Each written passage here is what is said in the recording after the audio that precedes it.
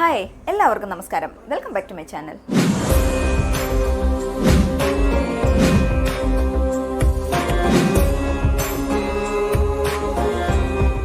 പരമേശ്വരനുമായി ബന്ധപ്പെട്ട പുണ്യദിനമാണ് ശിവരാത്രി.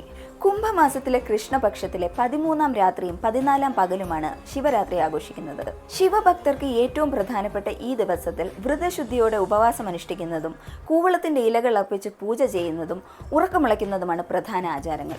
ഗുരുശാപം, സ്ത്രീ ശാപം തുടങ്ങിയ മഹാപാപങ്ങൾ പോലും ശിവരാത്രി വ്രതം മൂലം ഇല്ലാതാകുന്നു എന്നാണ് വിശ്വാസം. ശിവരാത്രി ദിനത്തിൽ ശിവലിംഗ പൂജ പ്രധാനമാണ്. ഓം നമ ശിവായ എന്ന മന്ത്രമുരുവിട്ട് ശിവലിംഗത്തെ പൂജിക്കണമെന്നാണ് വിശ്വാസം.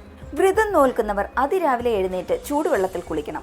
വ്രതം നോൽക്കുന്നവർ അരിയാഹാരം, ഉള്ളി, വെളുത്തുള്ളി എന്നിവ വർജിക്കണം. ശിവക്ഷേത്രത്തിൽ ദർശനം നടത്തി ക്ഷേത്രത്തിൽ തന്നെ കഴിഞ്ഞുകൂടുന്നതും ഉത്തമമാണെന്ന് പറയപ്പെടുന്നു. പകൽ ഉപവാസം നിർബന്ധമാണ്.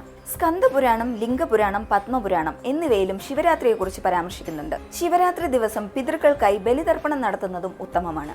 വിവിധ ഐതിഹ്യങ്ങൾ മഹാശിവരാത്രിയുടെ പ്രാധാന്യം വിവരിക്കുന്നു. ശിവരാത്രിയുമായി ബന്ധപ്പെട്ട് പ്രധാനമായും 2 ഐതിഹ്യങ്ങളാണുള്ളത്.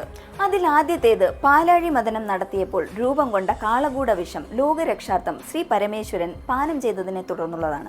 ഈ വിഷം ഭഗവാന്റെ ഉള്ളിൽ ചെല്ലാതിരിക്കാൻ ശ്രീ പാർവതി അദ്ദേഹത്തിന്റെ കണ്ടത്തിൽ മുറുക്കി പിടിക്കുകയും വായിൽ നിന്ന് പുറത്തു പോകാതിരിക്കാൻ ഭഗവാൻ മഹാവിഷ്ണു അദ്ദേഹത്തിന്റെ വായ പൊത്തിപ്പിടിക്കുകയും ചെയ്തു. അങ്ങനെ വിഷം മഹാദേവന്റെ കണ്ടത്തിൽ ഉറയ്ക്കുകയും ഭഗവാന് നീലകണ്ഠൻ എന്ന നാമധേയം ലഭിക്കുകയും ചെയ്തു. ഭഗവാൻ ആപത്തൊന്നും വരാതെ പാർവതി ദേവിയും മറ്റ് ദേവീദേവന്മാരും ഉറക്കമുളച്ചിരുന്ന് പ്രാർത്ഥിച്ച ദിവസമാണ് ശിവരാത്രി എന്നാണ് വിശ്വാസം. രണ്ടാമത്തെ ഐതിഹ്യം ശിവമാഹാത്മ്യവുമായി ബന്ധപ്പെട്ടതാണ്. ബ്രഹ്മാവും വിഷ്ണുവുമായി ബന്ധപ്പെട്ടതാണ് ആ കഥ. മഹാവിഷ്ണുവിന്റെ നാഭിയിൽ നിന്ന് ഉടലെടുത്ത താമരയിൽ ബ്രഹ്മാവ് ജന്മമെടുത്തു. അപ്പോൾ ബ്രഹ്മാവിന് മഹാവിഷ്ണുവിനെ മാത്രമേ കാണാൻ കഴിഞ്ഞുള്ളൂ. നീ ആരാണെന്ന ചോദ്യത്തിന് നിന്റെ സൃഷ്ടാവും പ്രപഞ്ച പരിപാലകനുമായ നാരായണനാണ് ഞാൻ എന്ന ഉത്തരം ബ്രഹ്മാവിന് തൃപ്തി നൽകിയില്ല. അങ്ങനെ അതേ ചൊല്ലി അവർ തമ്മിൽ യുദ്ധം ആരംഭിച്ചു. അപ്പോൾ ഒരു ശിവലിംഗം അവർക്ക് മധ്യ പ്രത്യക്ഷപ്പെട്ടു. ആ ശിവലിംഗത്തിന്റെ മേലഗ്രവും കീഴഗ്രവും ദൃശ്യമായിരുന്നില്ല. യുദ്ധം അവസാനിപ്പിക്കുവാനും ജ്യോതിർലിംഗത്തിന്റെ അഗ്രം കണ്ടെത്തുന്നയാളാണ് ശ്രേഷ്ഠനെന്നും ഒരു അശരീരി മുഴങ്ങി.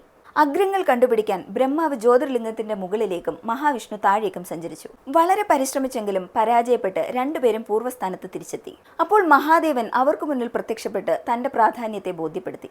മഹാദേവൻ പ്രത്യക്ഷപ്പെട്ടത് മാഘമാസത്തിലെ കറുത്തപക്ഷത്തിലെ ചതുർദശി രാത്രിയിലായിരുന്നു. എല്ലാ വർഷവും ഈ പുണ്യരാത്രി വിശേഷമായി അനുഷ്ഠിക്കണമെന്നും മംഗളകരമായ ഈ രാത്രി ശിവരാത്രി എന്നറിയപ്പെടുമെന്നും മഹാദേവൻ അരുൾ ചെയ്തു. ഭഗവാൻ ശിവനെ പ്രീതിപ്പെടുത്താനുള്ള 8 വ്രതങ്ങളിൽ ഒന്നാണ് ശിവരാത്രി. ശിവരാത്രി വ്രതം സർവ്വപാപഹരമാണ്. ആദ്യന്തരഹിതനായ ആദിഗുരുവായ ജഗത് പിതാവായ മഹാദേവന്റെ അനുഗ്രഹത്തിനായി പ്രാർത്ഥിച്ചുകൊണ്ട് എല്ലാവർക്കും എൻ്റെ ശിവരാത്രി ആശംസകൾ. അടുത്തൊരു വീഡിയോയുമായി ഉടനെ കാണാം.